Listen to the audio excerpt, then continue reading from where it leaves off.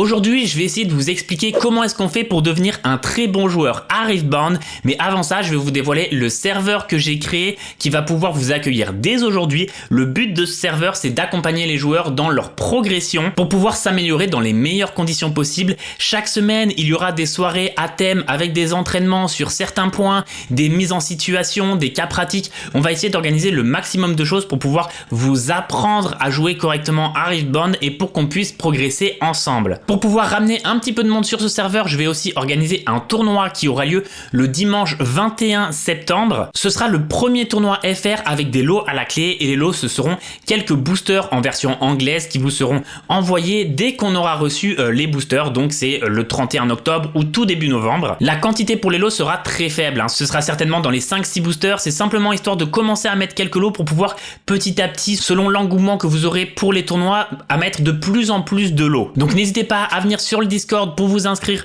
au tournoi. Ce sera le 21 septembre. On va essayer d'avoir 64 joueurs avec du coup c'est 6 rondes je crois, 64 joueurs et ensuite un top 8. Sur le serveur Discord, il va aussi y avoir une partie dédiée à la team car aujourd'hui je voudrais créer une team. Je vous explique le principe d'une team, c'est de réunir quelques joueurs pour créer des conditions d'entraînement optimales pour pouvoir faire des bons résultats en tournoi. Alors le but de cette team, c'est simplement de se déplacer dans les gros événements et d'essayer de performer. Il y aura quelques slots ouverts pour des joueurs qui ont déjà un très bon niveau actuellement et quelques slots ouverts pour des joueurs qui peut-être débutent un petit peu plus le jeu mais qui ont l'objectif de devenir de très bons joueurs de Riftbound. On va aussi essayer de chercher un petit peu de staff pour gérer cette team et ensuite ce sera sponsorisé par la chaîne pour les déplacements en tournoi. On verra comment on va organiser tout ça. En tout cas, si vous êtes intéressé, n'hésitez pas à me contacter sur le serveur Discord pour en discuter. Voilà, ça c'est dit et maintenant on va pouvoir voir qu'est-ce qu'il faut faire vraiment pour progresser sur Riftbound. En tout cas, c'est ma vision des choses, ma vision d'un joueur qui n'a pas forcément d'expérience dans les TCG, plus d'expérience dans d'autres jeux vidéo comme League of Legends. Et donc ce que je vais vous dire, c'est uniquement ma vision des choses. Ce n'est pas forcément vrai, mais c'est ce que j'estime moi qu'il faut faire pour devenir un bon joueur. Alors commençons directement, qu'est-ce qu'il faut faire pour bien s'entraîner à Riftbound? Je vous le dis tout de suite, la vidéo est dédiée aux joueurs sérieux qui veulent vraiment tryhard le jeu et qui ne recherchent pas forcément le fun. Donc si en effet votre objectif c'est le fun, ce que je vais dire ne va pas forcément vous plaire. Et on va commencer tout de suite par les débutants, ceux qui découvrent le jeu. Le premier conseil que j'ai à vous donner, c'est dirigez-vous directement vers des decks méta comme Maître Yi ou Kai'Sa, des decks déjà très bien construits pour pouvoir jouer. Ne vous dirigez surtout pas vers les trial decks, ils sont beaucoup moins bons, ils sont bien plus difficiles à comprendre puisque ce ne sont pas des decks vraiment construits et stables. Et en plus avec ces decks vous ne ferez que des défaites. Il est très important au départ lorsqu'on commence d'avoir plutôt un deck vraiment bien construit, assez facile à jouer comme Maître Yi ou Kai'Sa et un deck très très bon qui vous permet tout de suite, même si vous découvrez le jeu, de pouvoir faire des choses correctes et même de gagner des parties. Et souvent, vous l'aurez peut-être remarqué, on a tendance à préférer les jeux lorsqu'on gagne que lorsqu'on perd et donc ça ne pourra que vous aider. Ne cherchez surtout pas à build des decks. Votre objectif au départ c'est de comprendre le jeu. Vous n'avez absolument pas les capacités d'essayer de faire des builds vu que vous découvrez le jeu. Donc vraiment, entraînez-vous d'abord sur des decks qui sont très bons et bien construits, qui marchent, et ensuite essayez un petit peu de différents decks pour pouvoir bien comprendre les différents aspects du jeu. Très rapidement, vous allez passer au niveau supérieur qu'on va appeler niveau initié. Donc là, vous n'êtes plus débutant, vous commencez à connaître un petit peu les règles et les mécaniques du jeu, mais vous n'êtes pas non plus bon au jeu. Et à ce moment-là, pour moi, vous devez commencer à comprendre tous les decks top méta et un petit peu les autres. Il est important de connaître en priorité les decks les plus joués, qui sont Kai'Sa et Maître Yi, peut-être un petit peu Victor, un petit peu Teemo, un petit peu MF, car c'est simplement les decks que vous allez affronter le plus souvent en tournoi. Donc il va falloir bien appréhender et bien connaître ces decks-là, et un petit peu aussi connaître les autres decks et leur fonctionnement pour pas être surpris lorsqu'on va pouvoir les affronter. Essayez de comprendre les match-ups, qui est-ce qui gagne contre qui et pour quelles raisons, et l'intérêt de chaque carte dans le deck. À ce niveau-là, vous avez souvent tendance à vouloir essayer de faire un petit peu des builds et certaines choses, mais ce n'est pas encore le moment d'essayer de faire des builds sur les decks. Vous n'avez pas encore, pour moi, le niveau requis pour essayer de build les decks ou de les changer. Et par contre, il va plutôt falloir essayer de comprendre. Lorsque vous avez envie de changer une carte d'un deck, essayez d'abord de comprendre pourquoi le joueur a mis cette carte-là dans un deck. Si vous, en prenant des listes qui font des bons résultat en tournoi, vous voulez changer quelques cartes parce que vous trouvez que d'autres cartes sont meilleures, c'est simplement parce que vous n'avez pas encore compris pourquoi les cartes qui sont dans le deck sont vraiment très fortes. Et donc il est intéressant de s'interroger ou de demander simplement à des joueurs plus expérimentés pourquoi telle carte ou telle carte a plus sa place dans le deck au moment où il a été créé que telle autre carte. Bien sûr, il y a des listes différentes qui peuvent être meilleures les unes que les autres. Mais ce qui est important, c'est vraiment pas de faire à sa sauce parce qu'on pense que c'est mieux, c'est de comprendre pourquoi telle carte est meilleure dans une situation alors que telle autre carte est meilleure dans une autre situation. Attention aussi à ce niveau-là, quand on commence à connaître un petit peu le jeu, on a un syndrome qui commence à apparaître chez les joueurs qui pensent qu'ils ont un niveau largement supérieur que ce qu'il est. C'est là qu'on va avoir des joueurs qui pensent qu'ils sont très forts alors qu'en fait ils n'ont jamais fait de tournoi pour vérifier leur niveau. On va avoir des joueurs qui pensent qu'ils ont des meilleurs builds que les autres joueurs qui sont déjà très bons sans vraiment aucune raison apparente, et c'est à ce niveau-là un peu qu'on voit la débandade, comme on peut voir par exemple si vous jouez à League of Legends, des gens d'un niveau Silver ou Gold qui pensent tous avoir un niveau beaucoup plus élevé. Et ben c'est exactement pareil dans les TCG. S'il vous plaît, essayez de rester humble, de comprendre votre propre niveau et faites-vous une idée de votre niveau en tournoi, car il y a vraiment que comme ça que vous pourrez savoir votre niveau actuel. Ce n'est pas en s'entraînant avec des amis que vous pourrez savoir si vous êtes très fort ou beaucoup moins fort. Lorsque vous aurez fait un petit peu tout ça, on va passer à un niveau qu'on va appeler le niveau avancé. À ce niveau-là, vous commencez à vous entraîner pour faire les compétitions et tournois, vous commencez à maîtriser ou du moins à connaître les différents match-ups des decks, vous jouez beaucoup plus rapidement et avez besoin de moins réfléchir pendant vos parties, et vous commencez à gagner un petit peu les parties contre tous vos amis et du coup à penser que vous êtes très fort au jeu. Et c'est souvent le niveau auquel vont bloquer beaucoup de joueurs qui veulent progresser un petit peu plus haut pour faire vraiment des tops lors des compétitions, mais qui ne vont pas y arriver. Alors comment est-ce qu'on sait qu'on est dans ce niveau avancé? Pour moi c'est assez simple, quand vous commencez à jouer un petit peu tous vos tours de manière automatique en sachant à peu près à chaque fois quelle action il faut faire en 2 ou 3 secondes et que vous n'avez plus vraiment besoin de réfléchir, que vous commencez à gagner un petit peu contre tous vos amis et que vous commencez à faire un petit peu des résultats pas trop mal en tournoi, vous arrivez à faire 2e, 3e sur certains tournois en ligne, vous pouvez alors vous sentir dans ce niveau avancé. Et si vous voulez passer au niveau au-dessus, il va falloir encore adopter une mentalité différente. La première chose, c'est que vous allez devoir faire vos entraînements uniquement pour la progression et non plus pour le fun. En effet, il y a beaucoup de joueurs qui jouent pour s'amuser et ce n'est absolument pas un problème. Mais si vous voulez performer en tournoi, les autres joueurs ne vont pas jouer pour s'amuser et vous ne pourrez pas lutter avec eux si vous jouez pour vous amuser. Vos entraînements doivent commencer à être calculés. Vous devez vous faire un planning, savoir quel deck vous allez entraîner, les différentes versions des decks, vous devez maîtriser absolument tous les match-ups par cœur. Il faut faire les différents tournois qu'on vous propose et il va falloir se trouver un groupe d'entraînement sérieux. Vous ne pouvez pas vous entraîner tout seul de votre côté. Il y a le serveur Discord FR sur lequel vous pouvez un petit peu jouer, mais le niveau global ne vous permettra pas d'aller plus loin que ça. Si vous maîtrisez aussi Tabletop Simulator, il y a le serveur international sur lequel vous pouvez vous entraîner où le niveau est un petit peu plus élevé, mais c'est pareil, le niveau ne vous permettra pas d'aller au niveau plus loin que avancé et il va vraiment falloir trouver un groupe de 4-5 joueurs sérieux qui prennent le jeu comme vous, comme un entraînement, non plus pour le fun, pour pouvoir progresser vraiment, pour pouvoir espérer faire des tops dans les gros tournois. C'est d'ailleurs ce que je propose moi sur mon serveur Discord avec la création de la team. N'hésitez pas à me contacter, je vous le redis, les joueurs seront sélectionnés plus sur la mentalité que sur le niveau de jeu, je préfère le dire, car le but est vraiment d'avoir une équipe soudée, solide, stable et qui soit capable de faire des résultats en tournoi à court terme et à long terme. Maintenant qu'on a vu ça, on a dégrossi un petit peu les bases. Et moi, j'aimerais vous parler des principales erreurs que je vois chez les joueurs qui veulent progresser. On en a déjà parlé précédemment, mais c'est tellement important que j'ai besoin de vous les citer. J'ai été moi-même coach sur League of Legends et je voyais beaucoup de joueurs qui voulaient progresser et qui faisaient tout le temps les mêmes erreurs. Même lorsqu'on les répétait, ce ne sont pas des erreurs de jeu, ce ne sont pas les erreurs dont vous pensez qu'il est important, ce sont plutôt des erreurs dans sa mentalité et sa façon d'aborder les choses. Alors la première erreur la plus flagrante, c'est de croire qu'on a un niveau de jeu plus élevé que ce qu'il est vraiment. Quelle est la seule possibilité pour vraiment évaluer son niveau de jeu à l'heure actuelle, et je dis bien à l'heure actuelle, ce sont les tournois en ligne, il n'y a rien d'autre pour évaluer. Le jeu n'est même pas encore sorti, vous pouvez vous tester contre des amis qui sont très forts sur d'autres jeux de cartes, mais ça ne veut rien dire, car eux quand ils jouent contre vous, ils testent aussi, et souvent quand on joue contre des amis, on a tendance à retenir beaucoup plus nos victoires que nos défaites, et les résultats en tournoi vont être vraiment la seule chose qui vont pouvoir vous dire votre niveau actuel. Si vous vous ne trouvez pas vraiment de tournoi FR, n'hésitez pas à aller sur le serveur international, il y a des tournois toutes les semaines et sinon je vous rappelle que je fais un tournoi le 21 septembre si vous voulez tester votre niveau. La deuxième erreur que je vois trop souvent, c'est des joueurs qui vont essayer de build des decks. Essayer de build un deck c'est intéressant, mais finalement c'est très peu intéressant. Déjà la première chose à faire c'est de connaître les match-ups, de connaître tout un petit peu dans sa globalité. Ça n'a pas d'intérêt d'aller build un deck alors que vous ne connaissez déjà même pas parfaitement ce qui existe déjà. Comment pouvez-vous essayer de faire un build pour essayer de battre les decks qui existent déjà alors que vous ne savez déjà pas les comprendre et les aborder correctement?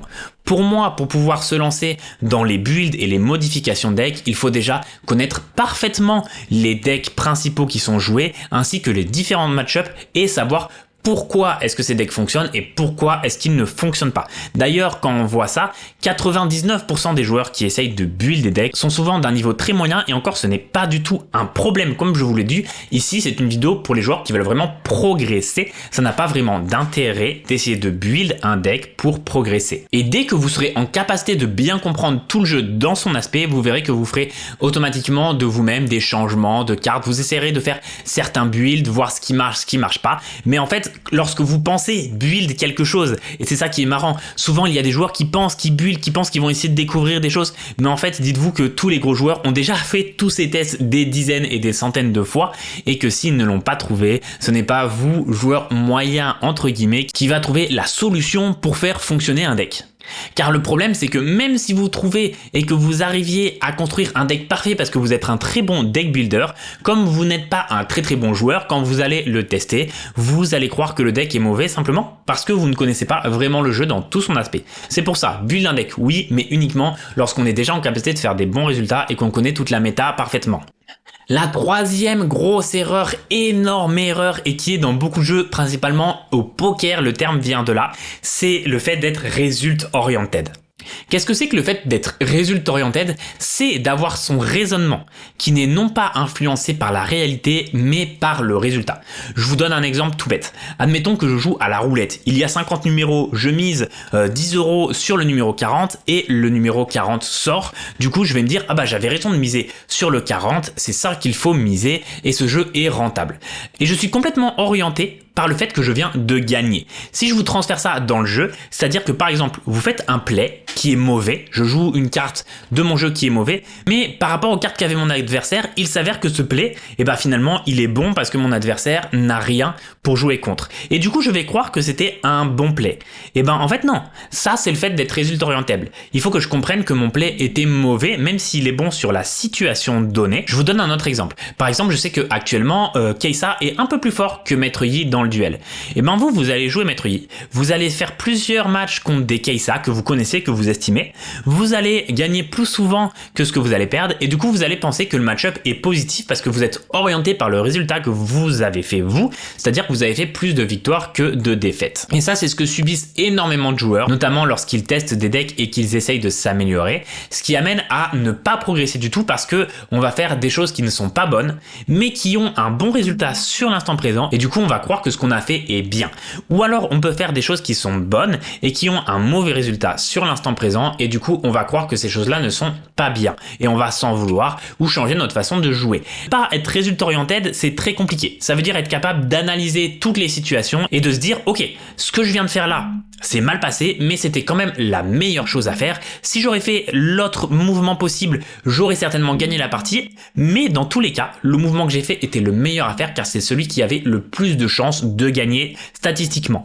Et ça, c'est très important à comprendre. Sachez que 95% des joueurs sont result oriented. Comment on sait qu'on est result oriented? Eh ben, j'ai un petit exemple tout simple à vous donner. Si vous n'êtes pas dans les meilleurs joueurs, si vous êtes un joueur lambda, vous avez un deck qui n'est peut-être pas dans le top tier de la méta, mais dans lequel vous pensez que ce deck est très bon. Eh ben, c'est que vous êtes result oriented par rapport aux résultats que vous avez fait avec ce deck. À partir du moment où vous vous basez sur vos propres résultats et non pas sur les résultats de la masse en général, ou en tout cas des résultats de la masse face des bons joueurs, eh ben vous êtes résultat oriented. Si vous avez besoin, je vous dis une bêtise, hein, c'est tout con. Hein. Si je vous dis globalement chez les professionnels, le match-up Kai'Sa contre Maître Yi, il est à 60% de chance de win pour Kai'Sa et 40% de chance de win pour Maître Yi. Si vous avez besoin de tester ça de votre côté pour être sûr que ce soit bien ça, déjà vous vous préparez d'avance à être résultat oriented parce qu'on est déjà sûr du résultat et que vous avez besoin vous de confirmer quelque chose. C'est-à-dire que vous partez du principe que si vous ne le confirmez pas, c'est que vous ne serez pas d'accord avec les faits statistiques uniquement parce que votre expérience vous aura donné quelque chose de différent. Donc lorsque vous avez vraiment un besoin de confirmer quelque chose de réel avec votre expérience à vous, c'est souvent que vous vous préparez à être résultat oriented. Le principe de base, ça va plutôt être d'accepter les faits et d'aller tester pour comprendre pourquoi c'est comme ça. Si on me dit Kai'Sa a 60% de win rate contre Maître Yi et que je vais tester le match-up, ça va être plutôt dans l'objectif de comprendre pourquoi Kai'Sa a 60% de win rate contre Maître Yi et non pas dans l'objectif de vérifier que Kai'Sa a 60% de win rate contre Maître Yi. Alors bien sûr, tout ce que je dis là peut être modéré, on peut tester certaines versions des decks qui changent pas mal de choses, mais c'est vraiment pour vous faire comprendre ce principe de résultat oriented qui est extrêmement important dans les jeux comme ça, surtout dans les jeux où il y a une part de hasard qui est parfois présente. Et quatrième grosse erreur que je vois, c'est le manque de remise en question et le manque d'humilité par rapport à ces résultats. Vous avez tout à fait le droit de penser que vous êtes un excellent joueur si vos résultats montrent que vous êtes un excellent joueur, mais il faut accepter par contre les résultats que vous faites. Par exemple, l'erreur très simple, ça va être un bon joueur qui va faire un tournoi, et j'en ai déjà discuté avec plusieurs personnes, c'est une situation qui est très fréquente. C'est un joueur qui va faire un tournoi, qui vient pour faire un bon résultat dans le tournoi, qui fait 2 ou 3 rondes, qui perd malheureusement ses 2-3 premiers matchs et qui abandonne le tournoi et qui va dire bah j'ai pas eu de chance, j'ai affronté le mauvais deck, j'ai pas tiré les bonnes cartes, j'ai ceci, j'ai cela, et qui va trouver des excuses qui ne sont pas de sa faute pour valider le fait que ce n'est pas lui qui a fait une erreur. Alors, l'erreur, elle peut venir de tout part. Elle peut venir du fait qu'on a mal joué, elle peut venir du fait qu'on a mal choisi notre deck, elle peut venir du fait qu'on a mal évalué les choses. Mais, même si c'est la réalité que les erreurs ne viennent pas de nous, ce qui est très rarement le cas, avouons-le, c'est totalement contre-productif de ne pas chercher à voir ses propres erreurs. Sauf si vous êtes bien évidemment dans les meilleurs joueurs mondiaux, vous avez certainement fait des erreurs. Et malheureusement, on voit beaucoup trop de joueurs qui remettent la faute sur autre chose parce qu'ils n'arrivent pas à accepter leurs propres erreurs. Lorsqu'on réagit comme ça, qu'on raisonne comme ça, on n'est pas du tout dans une mentalité de progression. Et même admettons que ça soit vrai, ce n'est pas la question que ça soit vrai ou faux, on peut très bien avoir eu uniquement un problème de malchance et avoir perdu les 3 premières games pour ça, mais le fait de ne même pas se remettre en question, d'évaluer les choses et d'essayer de comprendre ce qui est arrivé et de dire que c'est pas notre faute, c'est directement le syndrome d'un problème qui fait qu'on verra que ce joueur a un problème de remise en question et qu'il aura du mal à progresser sur certaines choses même s'il a un excellent niveau. Et ça c'est un problème qui peut être présent à tous les niveaux, hein, autant chez les débutants que chez les professionnels, et c'est dommage, c'est pas quelque chose qui empêche d'avoir un bon niveau, mais en tout cas c'est quelque chose qui va limiter notre progression comme tout plein d'autres facteurs. Allez, dans la 5e erreur, c'est de croire qu'on maîtrise un match-up ou qu'on maîtrise un deck parce qu'on a fait quelques parties avec. On ne sait pas qu'on maîtrise un match-up ou pas parce qu'on a fait 10 parties avec contre Jean-Kevin du 14 et que du coup on connaît exactement le match-up. Pour savoir si on maîtrise un match-up, il faut vraiment en comprendre tous ces aspects, faire régulièrement des game comptes, soit jouer contre des top players, soit jouer en tournoi et voir qu'on maîtrise les différents match-ups et qu'on est capable de faire des résultats sans avoir fait d'erreur ou autre, mais on ne peut pas croire qu'on sait bien jouer un deck par rapport au nombre de parties. Ce n'est pas du tout corrélé au nombre de parties. Encore une fois, si je vous prends l'analogie par rapport à League of Legends, puisque si vous jouez à Riftbound, vous connaissez certainement League of Legends, vous verrez des joueurs avec un niveau extrêmement faible jouer des milliers de parties chaque année et des joueurs avec un niveau très élevé jouer 10 fois moins de parties. Votre connaissance de votre deck ou du match-up n'est pas directement liée au nombre de parties, bien évidemment que c'est quand même un facteur influent, c'est lié bien souvent aux performances que vous faites et aux joueurs avec qui vous vous entraînez. Petite astuce pour savoir si vous maîtrisez parfaitement un match-up ou non, faites une game. Si vous êtes capable de jouer tous vos tours en moins de 2 ou 3 secondes, c'est que vous maîtrisez parfaitement le match-up. Si on arrive dans des situations où on a encore besoin de réfléchir, c'est que vous ne maîtrisez pas parfaitement le match-up. Je suis d'accord qu'il y a tout le temps des situations où on a besoin de réfléchir même si on maîtrise bien les choses, mais les moments de réflexion se font souvent uniquement sur le dernier tour ou sur les 2 derniers tours. Il y a même des gros moments de réflexion au championnat du monde, mais si on maîtrise parfaitement les choses, on n'a pas besoin de réfléchir pendant les 3 ou 4 premiers tours. C'est un petit peu comme quand vous voyez une partie d'échecs de grands joueurs, et ben les 10 premiers coups, les 20 premiers coups peuvent se jouer en moins d'1 seconde parfois, et ensuite les coups qui sont décisifs vont se jouer en 5-10 minutes. Mais je vois bien évidemment beaucoup trop de joueurs qui pensent maîtriser leur deck, maîtriser les choses, et qui commencent déjà à réfléchir dès les 2-3 premiers tours, alors que c'est évident que si on maîtrise son deck, on n'a pas besoin de réfléchir les 2 ou 3 premiers tours. Et j'irai même plus loin, on n'a pas besoin du tout de réfléchir lorsqu'on joue contre un joueur qui a un niveau différent du nôtre. Si on joue contre un joueur qui a un niveau inférieur à nous, on peut faire absolument tous les tours normalement sans réfléchir. Alors ça, c'est bien sûr si on estime maîtriser notre deck ou maîtriser notre match-up. Ce que je vous donne là, c'est simplement un petit tips pour que vous sachiez si vous maîtrisez les choses. Si vous n'arrivez pas à jouer tous vos coups en quelques secondes, c'est que vous ne maîtrisez pas encore simplement votre match-up. Alors je pense qu'on va arrêter la vidéo là pour aujourd'hui. J'ai pas mal encore de choses en tête, mais je sens que si je vous commence à vous expliquer les choses, c'est un petit peu fouillis, un petit peu cafouillis, donc on va arrêter ici. N'hésitez pas à venir sur le serveur Discord, on va rajouter beaucoup de choses pour pouvoir vous aider à progresser.